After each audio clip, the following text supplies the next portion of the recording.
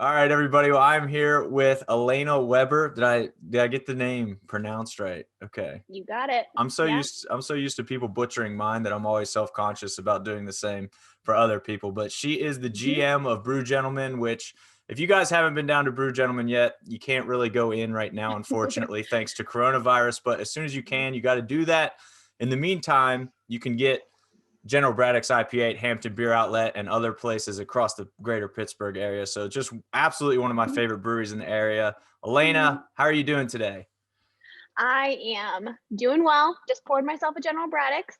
Getting ready Nice. to enjoy that. I've been doing sales for most of today. So Tuesdays are our newsletter day.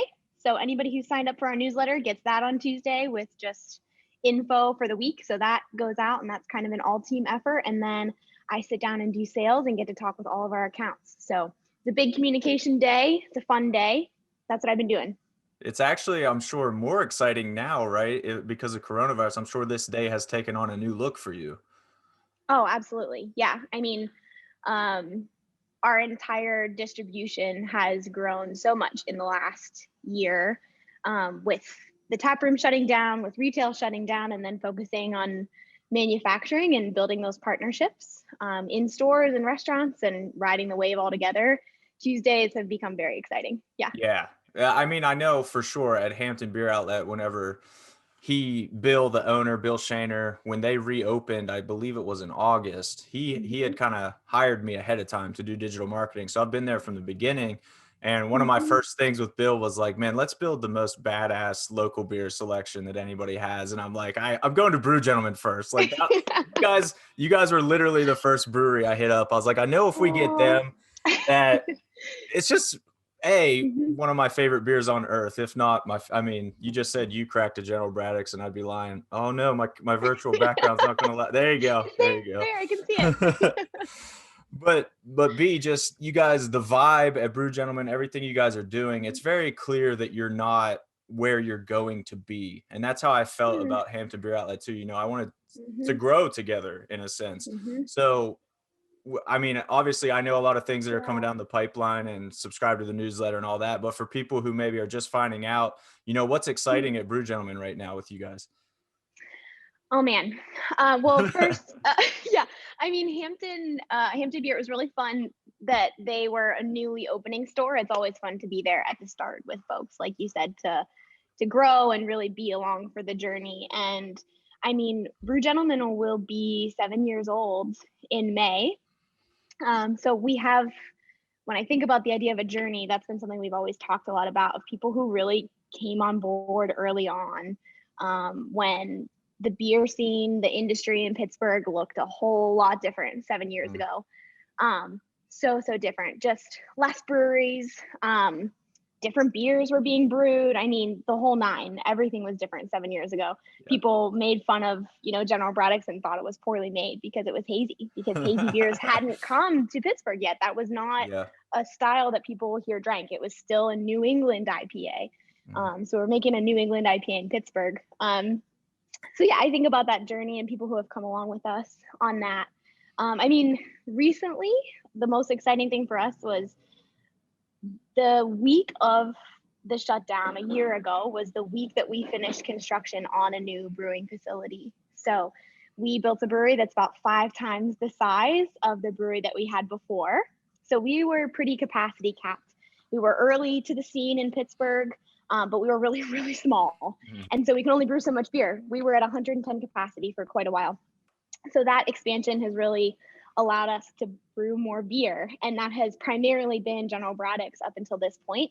That's the beer that has always been designed as our flagship. We really believe in that model of making a beer that you can come back to, the Yeah. beer that you want to have in your fridge, the beer you want to start the night with while you decide what else you want to try, and then the one you want to finish with because you're like, you know what, I know that one's going to be good and I want to end on a good note.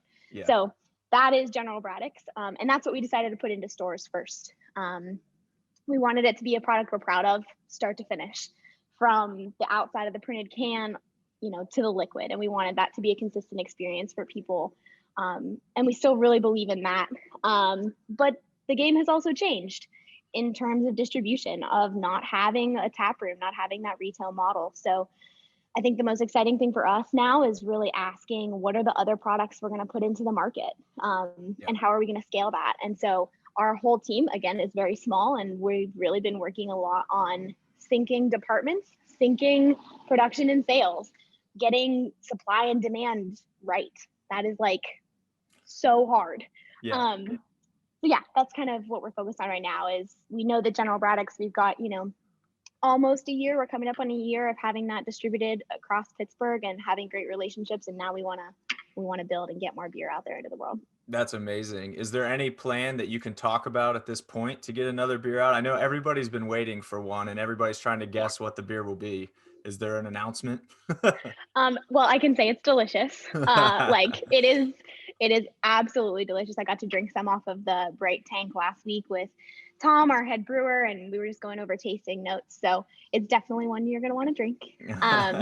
And I mean, from there, I would just say, ask for it in your store. If you don't see other Brew Gentlemen beers, talk to the folks in the store, because that's who I'm talking to. That's,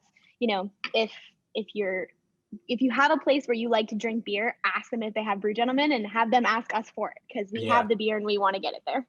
Yeah, it's really interesting. I'd like to get your perspective on this, since you're obviously more involved with a brewery and with the sales process. But to me, it always feels like the Pittsburgh craft beer scene is actually extremely friendly across breweries, where it seems like if I was drinking a Dancing Gnome beer right now, it wouldn't offend you. You know what I mean? Like it's not super cutthroat. I'm sure you guys are all fighting for a piece of the same pie, but it also seems like you guys all have really strong relationships across breweries. So what's that kind of like for you guys, and how do you keep from becoming kind of catty, so to speak?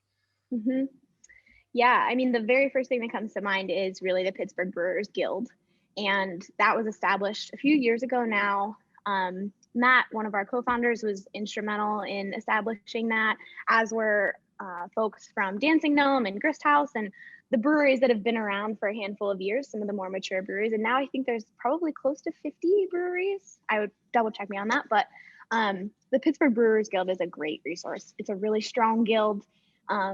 They've been able to get a lot of funding and do some really great marketing in the last couple of years. It has really just amplified the individual breweries' presence and drawing attention to what's going on. But I think also it provides a forum for all of the breweries to be in the same room consistently. So it's you get to be able to, you get to talk to each other on a regular basis. And that's been really helpful for us, just to continue those relationships. I would say the guild is a big part of it. And then just knowing, like, you don't get into beer unless you want to make friends. You can't, it's just not worth it. Like, this business is all about relationships and about people. And I mean, business is about people at the end of the day, but when you're in food and beverage, it's all the more emphasized. So it's just that, we need each other. We need help. I mean, the only way that we got through the first couple months of the pandemic was having a crowler machine on loan from one of our accounts. And that was a phone call. We made a lot of those phone calls in the last year of, do you have cans? Can you source this? Do you have a connection? Because the business is hard. It's not an easy thing to manufacture a product every day and get it out there and into the world. So well, it's crazy to watch that develop. I mean, right now, like we said, we can barely see this can, but it's a collector's edition because of the aluminum shortage. So it's just like you were saying, as far as things just changing on the fly. I mean, the way you guys have had to just adapt. I remember when you got the 3D printer, you had to use that right away to make a part that you needed to get the machine back up and running. So just the kind of adaptations on the fly. I mean, I'm sure it's stressful in the moment, but is there a sense of fun to that as well for you guys throughout these times? There was, I mean, we've gone through so many waves in the last year, and yes, there has been a sense of fun. I think there's the sense of being all in the same room. I think early on that was like we were in it together. We were all, quarantined here essentially every day. And that was a big switch, because normally you have this routine of opening the door and you welcome other people into the space, and all of a sudden it was just our team. And that was the case for, well, really the whole last year. And so Mhm. there's been a lot of relationship building that's gone on for us and a lot of funny moments. We did Instagram lives for, I think, 8 weeks straight. Mhm. So there were a lot of laughs on our team and a lot of, tears too. Like it was Yeah. just all over the place. Emotions ran high, but yeah, definitely a sense of fun. And if you go over in the warehouse, there's lots of different examples of that, from just like things that are written on the whiteboard to, Friday lunch around here. Nice. Again, if it's not fun, then you're kind of missing the point. No doubt. And speaking of fun, obviously, you're having a beer while you talk to me right now, but I can't keep my eyes off that cooler behind you because I'm just wondering, like, is that the Brew Gentleman treasure cooler? Like, what's in there? That's really funny. Some of what's in there right now is our QC beers. So Nice. we've got a program running to keep quality up week to week on different beers, and just so that we're tasting the beers as they age. Those are in there. And then, yeah, there's some special stuff. We have a couple bottles from customers that we've saved, and those special gifts that people think of us and bring us something good to drink. I'm trying That's to think what awesome. else is in there. There's some Final Colossus still There hanging you go. around. Yeah, all the big ones. Nice. That's Yeah. amazing. So I I think another thing about this, just the slim cans in general, I wanted to pick your Mm. brain about because I've seen Yeah, yeah, people at Hampton Beer Outlet, they'll go to that Pittsburgh local beer cooler, and I've seen yeah. them just kind of stop at General Braddock's. Maybe they don't even know what it is, but just the Mhm, way it looks, I think it's hilarious because it's such an understated can, just matte mhm. black, very simple, Mhm. clean design. Yeah. But Yeah, yeah, yeah. the irony being that kind of in today's craft beer culture, the cans are all so designed and so crazy that the simple stripped down look is actually what stands out. Mhm, So I think, was that intentional on you guys' part, first of all, to be the opposite of what everybody else mhm. was doing, or is this just within your branding guidelines, your style guidelines? Both. It was a both Yeah. and. We we were actually walking around at CBC a couple years ago, the Craft Brewers Conference, and we were thinking about packaged product and what it was going to look like for us to have packaged product very, very early on in the conversation. And we just thought, there aren't a lot of beers in slim cans. Hmm. There's sparkling water. I've seen some wine. We tend to pull a lot from the beverage industry at large when we're looking for inspiration. So taking a step outside of beer to look at what's going on in beverage. And so we were kind of like, wait a minute, the Red Bull can. There Yeah. are slim cans, but Yeah. why are there not slim cans in beer? And we had known about the 6 Point beer that they put in slim cans pretty early on, but that was kind of it. And so we were like, well, let's do something different. Like, why not? And Yeah. so yeah, there was an intent to be different. I mean, one of the things we wrote down on paper was, if everyone's gonna zig, let's zag. Hmm. And that had to do with both pricing, packaging, and liquid as well. So yeah, the slim cans are tough. They're not common. So packaging is a difficult process, and those are tougher for sure. And then they're printed on top of that. So we went the route of not doing stickered cans initially. And that just kind of fell into the category for us of wanting to be part of the legacy of American craft. It was that big, like when we thought about it. And you're right, sometimes it makes a difference and sometimes it doesn't in that overall interaction with the customer. But we really believe in those details and the attention to detail, and the fact that even if you can't quite put your finger on it, there's something special about it. And that's how this product was designed. On the slim can, man, one thing Yeah. that I absolutely love about General Braddock's in general, yeah, no pun intended, is that I can give it to the people that think they're just Miller Lite, Bud Light drinkers, and they're like, wait, I don't hate this. And what's happening? You mean I like an IPA? But a lot of times those same, manly men that grew up drinking Busch Light and everything, they see the slim can and they're like, I just wish it wasn't in this slim can. It feels like a seltzer or something like that to them. Have you encountered a lot of that? A lot of kind of trepidation, or, I like it, but I just don't want to be seen drinking a slim can. Yeah, I guess I think the biggest conversation about the can initially and with the launch was price. Hmm. So per ounce, General Braddock's is the most affordable hazy New England style IPA in the city. Hmm. And that was incredibly intentional. We looked at the market at large, nationwide, and we were like, you know what? Pittsburgh deserves an IPA at this price point. Nice. And we looked at beers like Heady Topper. And again, that tradition of American craft. And we're like, Pittsburgh deserves that too. And we want this beer to be that beer for Pittsburgh. We want it to be affordably priced, and we want it to be really high quality and something you can come back to, that it's reliable. So I think price was probably the biggest point, but second to price was the 12-ounce cans. Yeah. Less complaint and more just like, the question why. And it was just a style decision at the end of the day,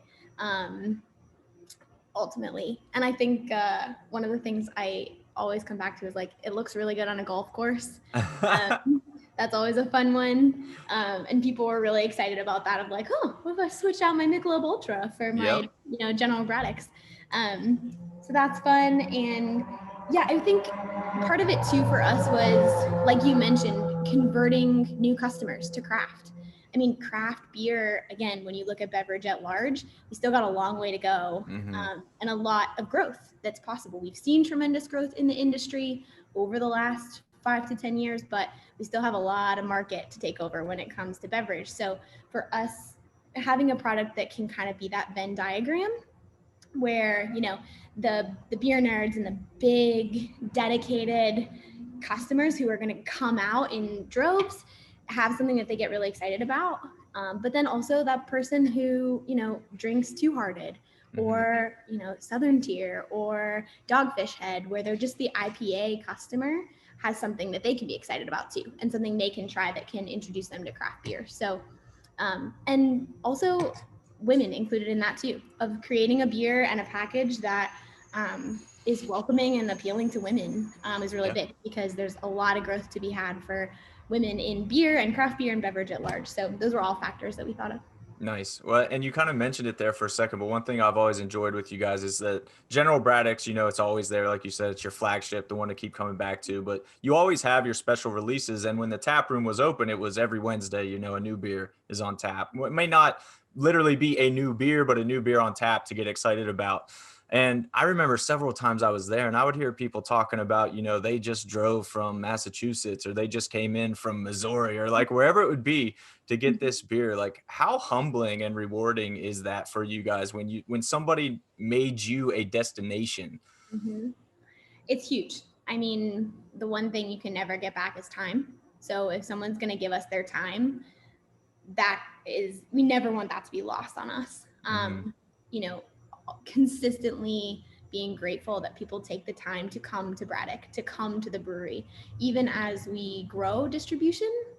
And even as we put more beer out across the city, it's still so important that people come directly to the brewery to pick up beer. And when we think about what we brew, month to month, we always want to have that variety for people. We want to provide something, for everyone. There's a beer for every occasion, and we want to make those beers. So whether it's our lager series or our stouts, or, the seasonal beers that are really fun with fruit and other ingredients in them, and then, the hoppy stuff, it's not easy to make that variety of beer. You have some breweries who end up, being IPA breweries, because sometimes it's easier to make a lot of those. But for us, we've really put the time and thought into having a portfolio where we try to play all those notes. And a big part of that is that we want to always have a reason for people to come to Braddock, and create that value for people. Yeah, and that's really interesting that you actually kind of stole a question that I wanted to ask you, but I'm going to elaborate a little, because I always thought that was super interesting with you guys. I have a lot of friends, and I feel the same way. Your Mexican coffee stout is literally one of the best stouts that I've ever had, that whenever it comes out, they're like, "Hey, Hunter, I need you to get me some of that. Bring me some of that, please." The batch was so good. It was like the best to date. It's insanely good, but I feel like, and maybe this is wrong, but I feel like you guys were the hazy IPA, especially around the time of the Paste magazine articles. When those came out, it was like, you guys are known for your hazy IPAs, but you really do so much more than just the hazy IPAs now, and have for a long time. But what is kind of the end goal for you guys? Because you do have the places you kind of mentioned earlier, Heady Topper, you have the tree houses of the world that are known for that. Like, do you want to enter that kind of conversation, or are you just striving to be your own thing altogether? That's a great way to put that question. Yeah, you're covering the whole thing. I mean, Brew Gentleman at this point has, like you mentioned, gained recognition both locally and nationally with awards, namely for General Braddock's, but also for the brewery at large. And like you mentioned, that's incredibly humbling to every time, we've been on a list or gotten an award. Yeah. It's that like hovering around the computer and being so excited when people get it, when the thing that you worked so hard to produce and you put your heart into resonates with someone, whether that's, a beer across a bar or picking up a 4-pack or getting an award. Those are all very similar and equally rewarding.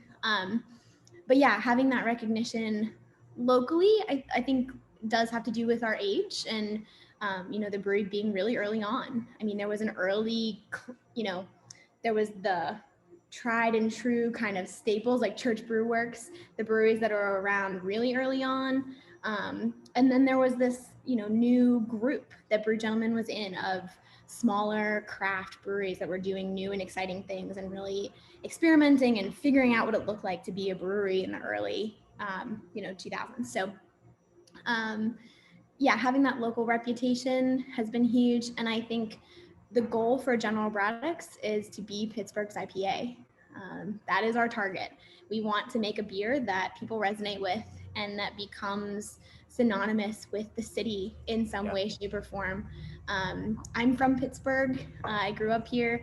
Matt and Asa are co-founders. Matt's from Hawaii and Asa is from Boston. So we come from, all around, but Pittsburgh is home and it's that chosen home. And so we want to make something that Pittsburghers are proud of locally and then also nationally, because we know that a lot of people, there's always the Pittsburgh boomerang where you go to another city and come back. And so we want somebody who's from Pittsburgh, who lives in New York, to be just as proud of this product and be able to drink it. So what that looks like in the future with distribution, there's big plans and we want ultimately to create more beer for more people. But yeah, starting with Pittsburgh as our home base, as our dedicated home market, that's our focus. Nice. Well, here's how spoiled I am. I can either just fly into your location to pick up your beer, or I can go to Hampton Beer Outlet and get your beer. So when you announced shipping, I honestly didn't even read the newsletter because I was like, it doesn't apply to me. I'm coming out. But for people who do maybe want it shipped, what is the plan there? Is it just within PA right now, or is it nationwide? Yeah, so it's just within PA. So there's a lot of legal stuff around where you can ship and where you can't. But starting with PA, again, statewide first, and then we'll expand from there. So yeah, we're excited. We just announced that today. It launches April 1st. Nice. We're going to be launching a whole new website and store as well that allows for both pickup in Braddock and shipping statewide. So the whole goal is to have Brew Gentleman beer delivered cold right to your front door. Nice. And it's any beer, right? It's not just General Braddock's, or okay. Yeah. Oh, did I say just General Braddock's? No. I was just clarifying for myself. Yeah. Yep. General Braddock's is there, but you'll be able to get anything that's in our store shipped to you. So there's no limit, like no minimum. You can get up to 2 cases of beer shipped to you. And yeah, we're really excited to get more beer out into the world. I'm excited to learn who my true friends are, because now that a lot of my friends don't need me to be their Brew Gentleman mule, I'm going to see who sticks around for me and not just for and not just for the Brew Gentleman. So that's definitely exciting. Yeah. But so I'm pumped for that, of course. I mean, it's just exciting to watch you guys keep expanding. But the huge thing that, and this is any industry ever, when somebody starts growing and starts blowing up, and they were originally this little tiny place that's mine and they make the highest quality products, the natural worry is that the product is going to deteriorate, right, as you expand. How have you guys been mitigating that, and how much of a struggle has that been as you kind of take it to scale? Yeah, we've had moments for sure. I mean, there's always a learning curve. I honestly, the first thing that came to mind is just our talented team. I mean, our brewer, Tom, is incredible. He came from Stone to work here at Brew Gentleman. So he has worked on much bigger systems. He understands processes. He understands every level of the brewing process. And our beer has improved leaps and bounds with his oversight. And he's one of the hardest working people that I know. And it shows in the product. And so, yeah, we've expanded our production team this year, which has been really exciting. So even as the tap room has closed, we've been able to hire 2 folks to join our production team. So we just feel the strength of that immediately, having more hands, more heads solving problems. And I think that's the key, right? When you have the right people in the right places and you're hiring for the right reasons, and people are coming on board because they want to work hard and they want to create something they're proud of, it's going to show in the product. Because every day there's a million little decisions that get made. There's a million little things that go wrong on a brewing system. I mean, it's manufacturing. It's hard step by step. And I think that's one thing that I'm really passionate about in beer that I think gets forgotten sometimes, is that brewing is manufacturing. And there's a lot of intricacies and science and just fabrication that goes into fixing a part when it breaks, to getting ratios correct. I mean, all those little details. So I think attention to detail is a big one. And then that's kind of in the manufacturing and brewing side. And then also just listening to our customers. I mean, a huge priority for us in this year has been customer service. So we started the pandemic. I was on the phone for 10 weeks taking orders. Oh my God. So every single order that came in, someone talked to me on the phone. And that was an incredible experience, like incredible, to just concentrate those interactions and understand who was buying our beer, why they were buying it, how they were feeling, how their day was going, what their dog's name is, how their kids are feeling. And that was always a goal in the tap room, but the pandemic really gave us the opportunity to refocus on the customer. And when you talk about quality, you've got to listen to people. And we've made mistakes with that, or we've changed a recipe, or that's a big, we've changed a beer, or we've not communicated something, and people communicate back to us. And that is the best feeling ever, to know that people will talk to you because they care. And so, I think attention to detail and ultimately listening to people is how you keep products high, even as you grow and you scale. Yeah. Do you find that kind of that work that you've done with customers, because that's something I can attest to as well as my wife, Nicole. I mean, you guys know that we were there all the time when you were open. It was, you have choices in Pittsburgh, like we said, but it was the way that you guys treat everybody, the whole vibe of the place, just everything made it just a place that we were attracted to. So do you find that when you mess up, when you do make a mistake, that the criticism comes in a little softer because of those customer relationships that you've built? I think so. Yeah. I think people genuinely, want to see the best for us as a business. It also can come in louder, and that's okay. There's passion and emotion and investment there. But ultimately, I think the number of messages that we receive from people are, just keep the liquid coming, keep doing the work, stay at it. I mean, in the spreadsheet that we had very early on in the pandemic where people would place orders, the comments that people would leave, just the encouragement of, this is the best part of my day, and I can't wait to talk to you, and this is so meaningful. And I mean, I just had somebody message us this past week. She got to see her dad for the first time in a year in person, and she shared the trees with him, and she ordered that, a while back, and he really liked spruce IPAs, and so she shared that with him and just sent us a note of gratitude, like, thanks for helping me create this experience with my dad. And I shared it with our whole team, and it was just one of those moments where you're like, man, this is so cool. That's the coolest ever. I mean, like you said, it's like the biggest compliment you could be paid, to get somebody's time and their memories like that, just being tied into things like that. It's amazing.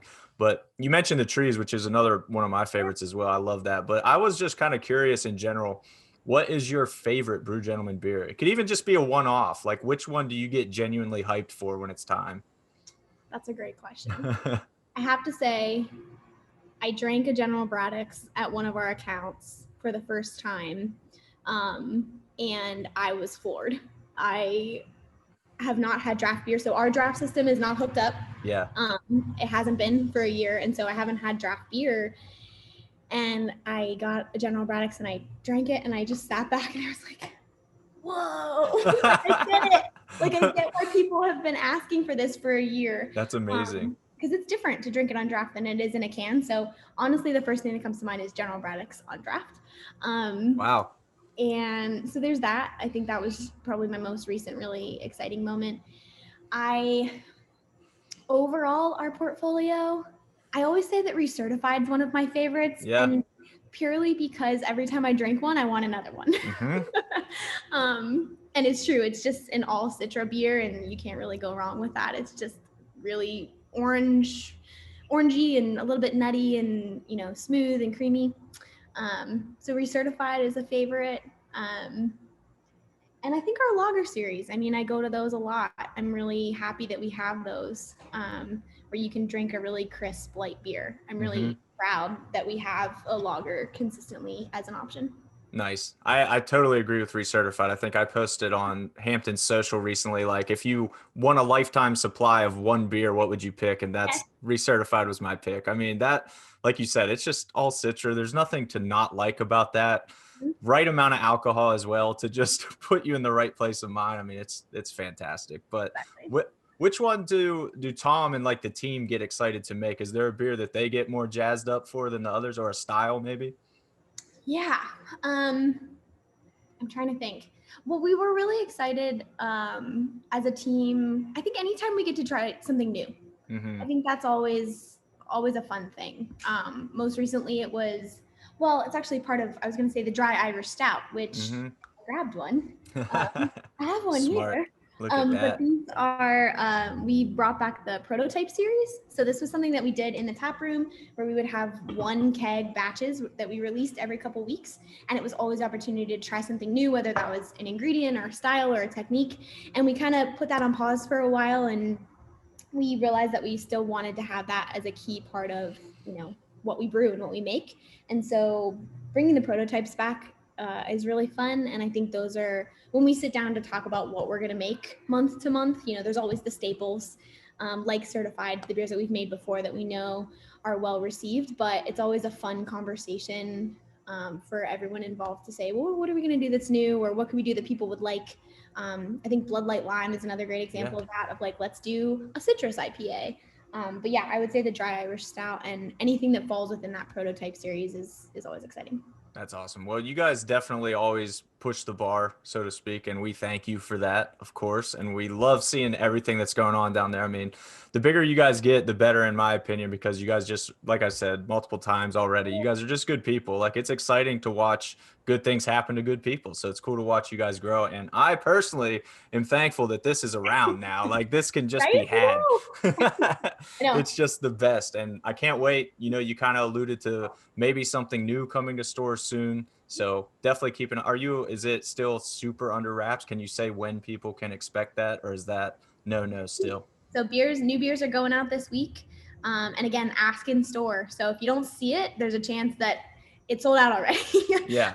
Because we're still ramping up production. So we anticipate things moving fast, moving quick in stores initially.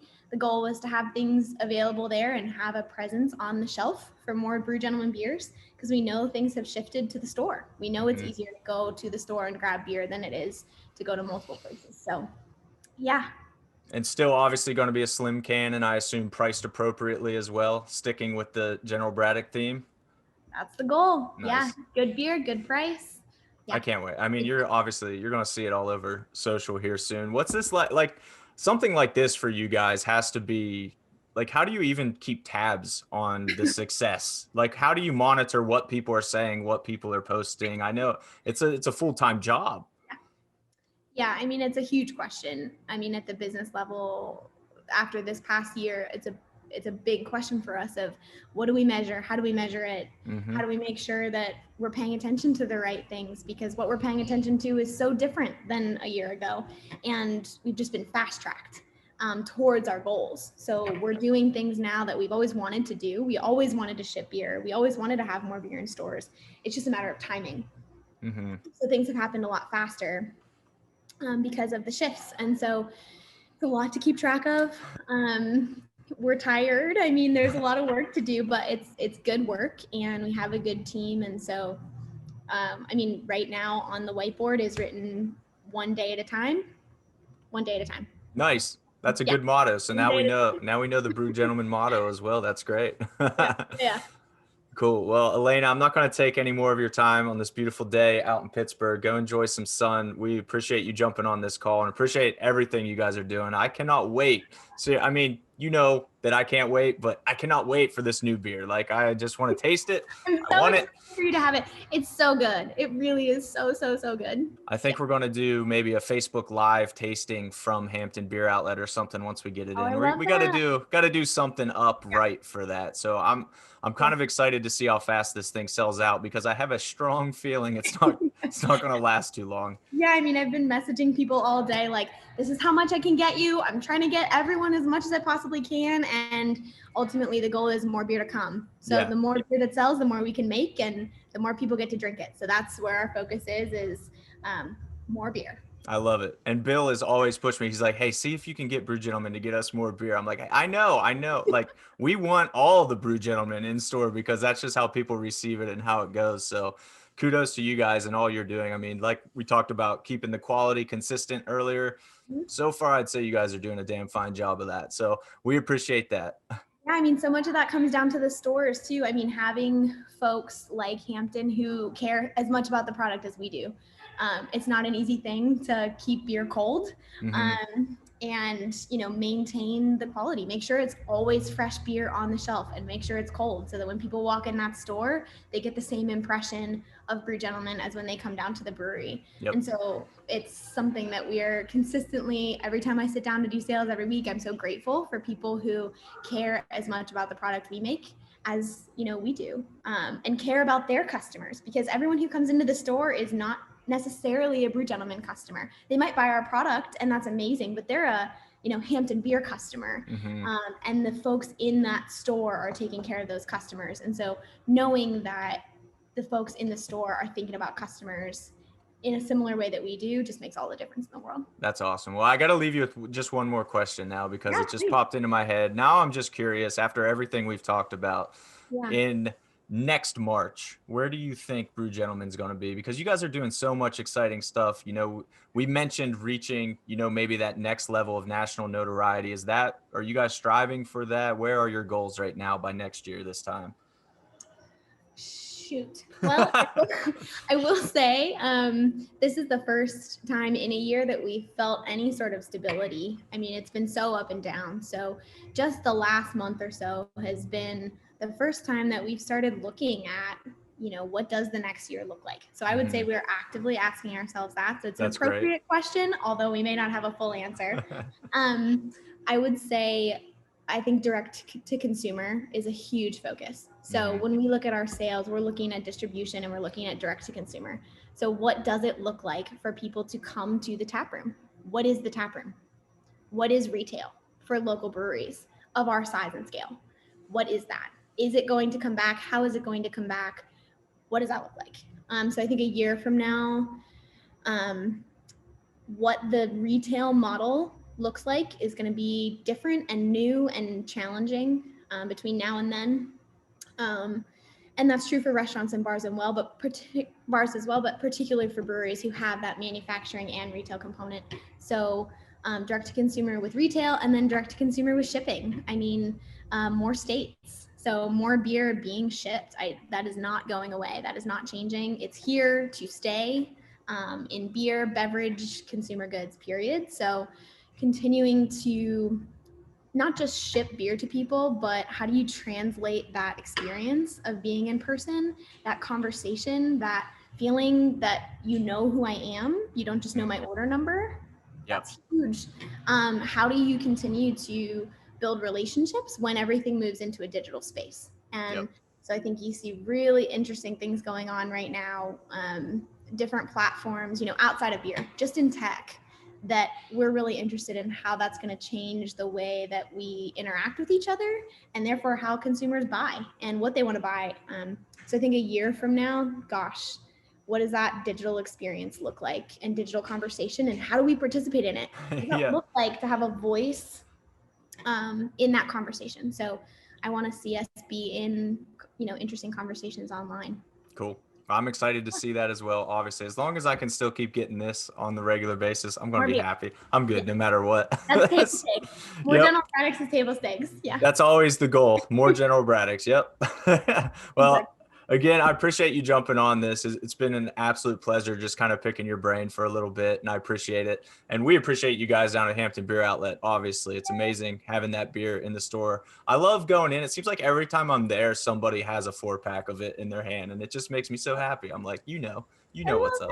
Yeah. That's great. Thanks so much, Hunter. Of course. Enjoy the rest of your day. Like I said, go get some sun. It's beautiful out.